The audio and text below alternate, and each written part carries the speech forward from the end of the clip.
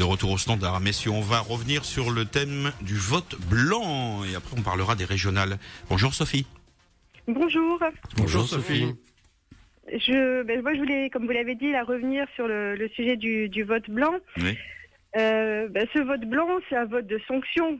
Il faut bien le comprendre. Hein. Les gens vont pas voter blanc et se déplacent pas pour le plaisir. Ils vont ils vont pour dire qu'ils sont pas contents, qu'ils sont pas d'accord. Après, on a des abstentionnistes aussi qui sont pas contents, qui sont pas d'accord. Mais ceux-là, ils ont compris que se déplacer, ça sert à rien puisque le vote blanc n'est pas comptabilisé quand on nous donne les résultats en fait des candidats.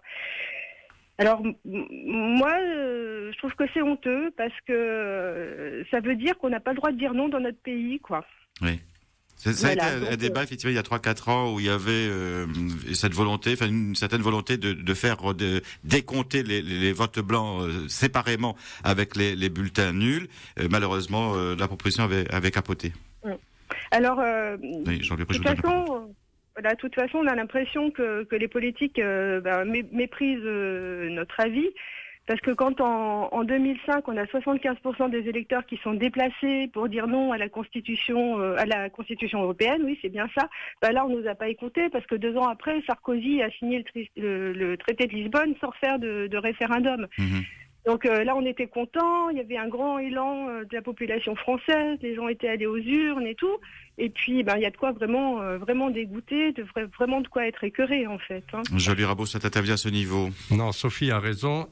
Sauf qu'il faut distinguer le vote blanc de l'abstention. Celui qui vote blanc a voté. Il s'est déplacé pour voter. C'est un vote actif. L'abstentionniste, c'est parfois quelqu'un qui n'a rien à faire, qui n'est ni pour ni contre, qui à la limite est feignant, préfère la plage à l'isoloir. Le vote blanc, c'est un vote.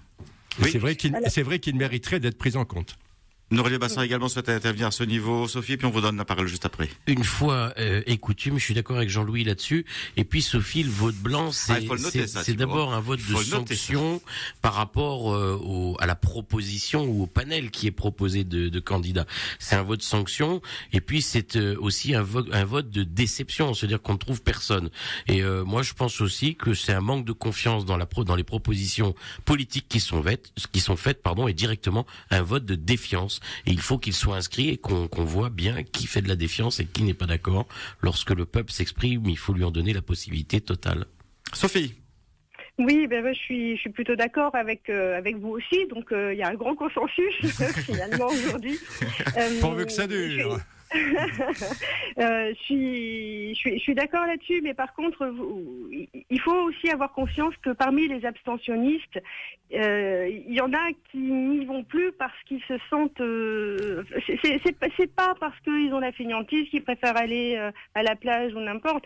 C'est parce qu'ils y sont allés plein de fois et qu'ils savent que ça sert à rien, qu'ils sont vraiment écœurés et que là ils n'y croient plus du tout. Et ça, c'est presque plus grave encore parce qu'ils n'ont même plus, il n'y a même plus la puissance d'espoir qui dit je vais aller dire que je suis pas d'accord. Alors là, moi, ça m'inquiète encore vraiment plus pour cette partie-là des mais peut-être que vous avez raison, peut-être Sophie, et peut-être que si ce vote blanc était reconnu, ça aurait effectivement peut-être motivé des abstentionnistes à venir s'exprimer. Tout à fait. Les gens se déplaceraient parce qu'ils sauraient que ça sert à quelque chose. Et on pourrait savoir la part des abstentionnistes qui sont dans ce cas-là. Là, aujourd'hui, c'est vrai qu'on peut pas on peut pas savoir. Jean-Louis Rabot, oui. Juste pour dire que le vote blanc est comptabilisé depuis quelque temps. Mais mélangé que les nuls. Ça ne suffit pas à réformer le système, mais comme disait l'autre, on connaît rien de mieux que la démocratie. Ou alors il faudrait dire qu'on vote, puis on revote parce que le taux d'abstention est important, on passerait son temps à voter. Non, la démocratie, c'est que celui qui a une voix plus une, l'emporte, c'est comme ça. Mais comme dit, on n'a rien inventé de mieux. On peut également dire non. Mais or que le système actuel ne nous le permet pas. Dire non, ça voudrait dire quoi? Qu'on revote. On va redire non, on va revoter, on va passer son temps à voter. La démocratie, c'est la majorité plus un, point. La majorité des exprimés plus un. Au candidat ensuite peut-être de faire des propositions plus réalistes. Oui, moi j'apprécie pas tellement ce ton moralisateur et culpabilisateur. Vous étiez d'accord avant. Je pense que les électeurs sont libres. Comme de la manière, je suis extrêmement choqué lorsque j'entends demander à quelqu'un pour qui il vote ou quelles sont ses opinions religieuses. Le vote est réputé secret. C'est d'ailleurs la raison pour laquelle vous avez des urnes et vous avez des isoloirs. On s'isole des autres pour faire un choix en conscience. Donc il n'y a pas de jugement de valeur à porter, en tout cas, me semble-t-il. Sinon c'est de la stigmatisation. sensibilisation sur celles et ceux qui préfèrent aller pique-niquer le dimanche en famille ou aller à la plage. On peut le regretter, on peut le déplorer, mais nous n'avons pas de jugement de valeur à porter là-dessus. Sophie, vous concluez s'il vous plaît.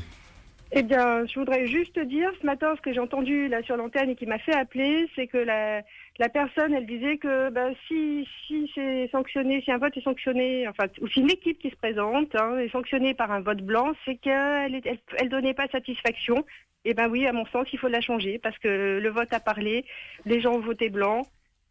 Ils n'ont pas trouvé leur candidat parmi ceux-là. Il faut d'autres candidats. Merci Sophie de vous être exprimée sur RTL. Merci Sophie. Bonne journée. Au revoir, Sophie. Merci à vous. Alors j'ai noté, vous étiez d'accord tout à l'heure, donc RTL Réunion, 17 septembre, 8h30. Voilà. Mais vous avez vu, ça n'a pas duré. Ça n'a pas duré. 4 minutes. Ouais. Allez, on poursuit sur les régionales dans 20 secondes avec vous, Samuel. Sur RTL Réunion, on refait la réunion. Nous, Olivier Bassan, Jean-Louis Rabou, Éric Michel.